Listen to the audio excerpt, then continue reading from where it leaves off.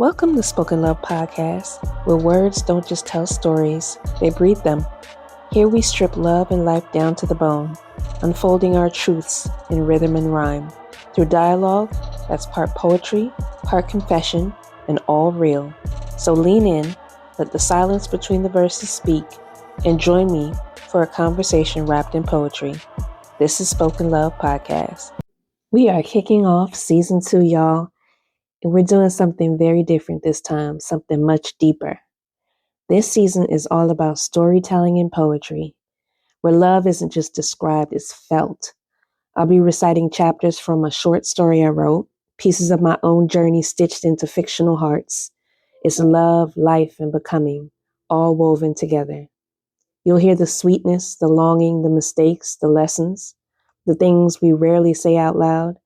And as each chapter unfolds, you'll find yourself leaning in, eager to know what happens next.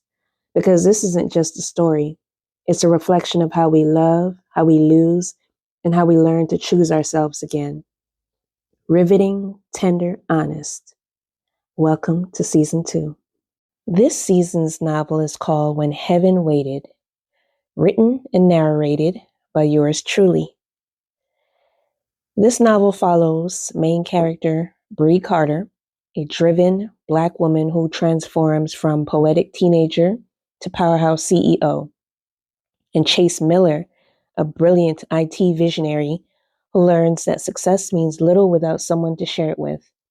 Their story begins in early 2000s Brooklyn, where high school sparks ignite a first love that feels timeless, until life's demands and dreams tear them apart.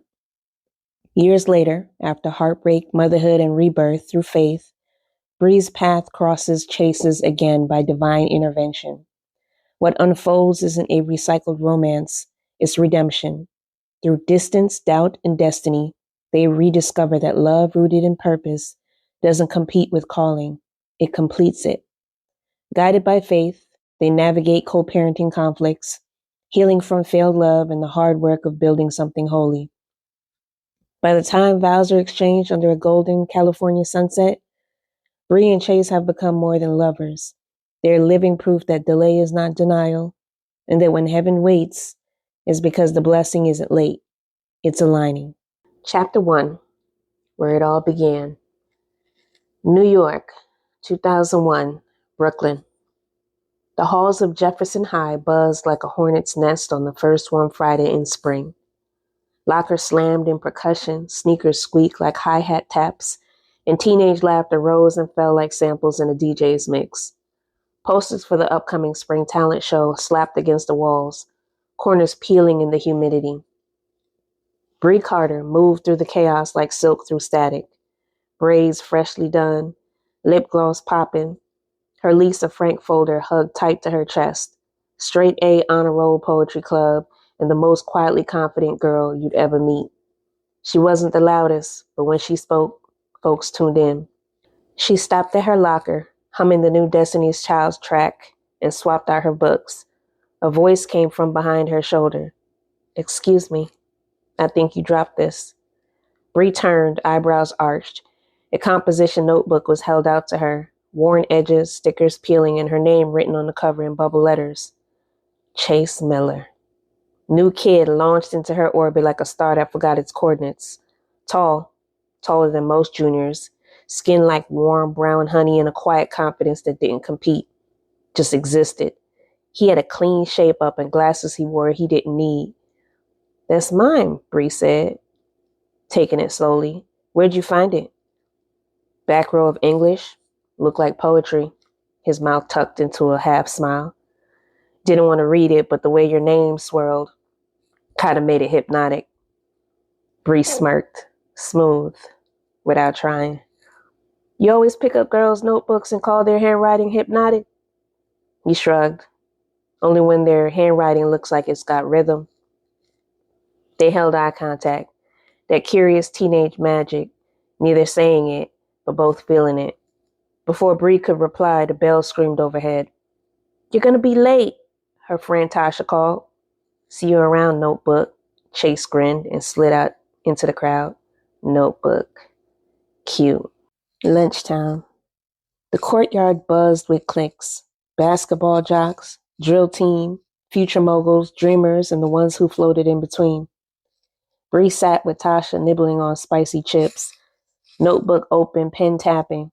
She was working on a piece for the talent show, but kept rewriting the last stanza. Across the courtyard, Chase walked by with his boys, rocking the navy do-rag and Air Forces so crisp they could cut glass. When he spotted Bree, he slowed. "Hey, you performing next Friday?" he asked. Bree looked up. "Maybe. Depends on how brave I feel." Chase smirked, his voice lowered to something softer, almost melodic. "Brave ain't loud. Sometimes it's quiet. Sometimes it's a pen bleeding through on lined paper. Hearts learning to riot." Bree blinked, stunned. "You just made that up?" He shrugged like it was nothing. "Maybe." Tasha whispered, "Girl, he cute and poetic? The universe is showing off." Bree rolled her eyes, but her smile was loud. "Why don't you perform?" she challenged. Chase leaned in, lowering his voice.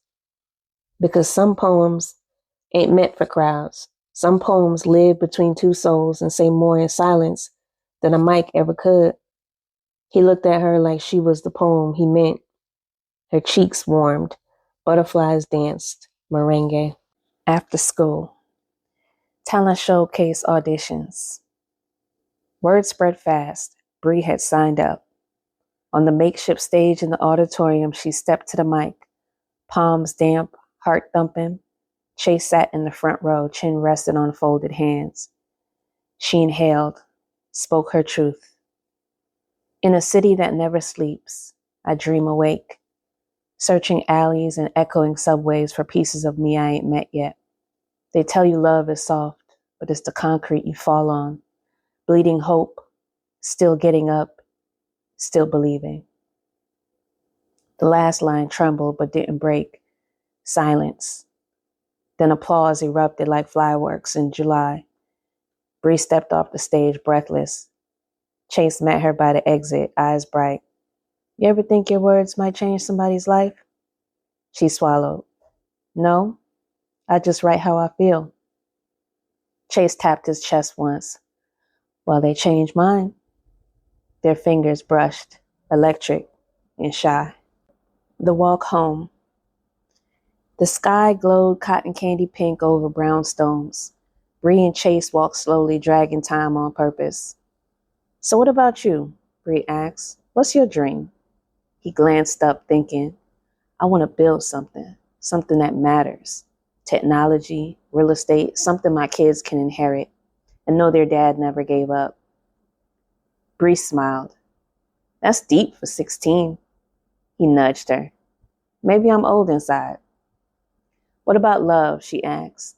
He paused, then spoke quietly. "Love is a seed you gotta water, even when storms come. It's choosing the garden before the flower." Bri's heart fluttered. No boy had ever spoken to her like that, like her soul was fluent. "And you?" he asked. "I want to own something with my name on it, build something beautiful, and one day be loved the way I love." Chase watched her profile lit by dusk. "Sounds like we could build empires next to each other." Heat rushed to her cheeks. "You talking future with a girl you just met?" He grinned. "Some souls don't need calendars." That first spark. They stopped at Bri's brownstone steps. The streetlights buzzed awake. "Guess I'll see you tomorrow," she said. Chase nodded, stepping back. Before turning, he whispered one last poem, voice barely above the evening breeze. "Maybe fate is a hallway, and love is the locker we pass twice. And if your heart ever forgets mine, I promise I'll remember it."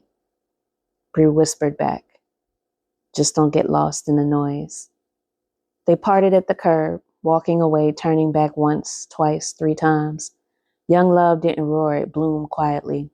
A soft seed planted in Brooklyn concrete. And the city smiled, because destiny heard every word. And that brings us to the close of chapter 1. We met Bri, thoughtful, gifted, a young woman already growing in her purpose, and Chase, steady, poetic, carrying a quiet depth that didn't need an announcement. What sparked between them wasn't fast or reckless. It was gentle, intentional. Two souls recognizing something familiar in each other before either of them had the language for what they felt. Their connection formed in small moments, a shared hallway, a returned notebook, a rooftop conversation at sunset. This chapter reminds us that sometimes love begins before we even realize we're in it, and every great story has a seed, a beginning that looks ordinary but carries divine significance. So as we move forward, hold on to this truth. Some hearts meet long before they are ready, but destiny doesn't forget. It simply waits. Thanks for listening. Let's continue this journey in chapter 2. And just like that, another chapter closes, but the story of love and life never really ends. If these words moved you, share them, carry them, live them out loud.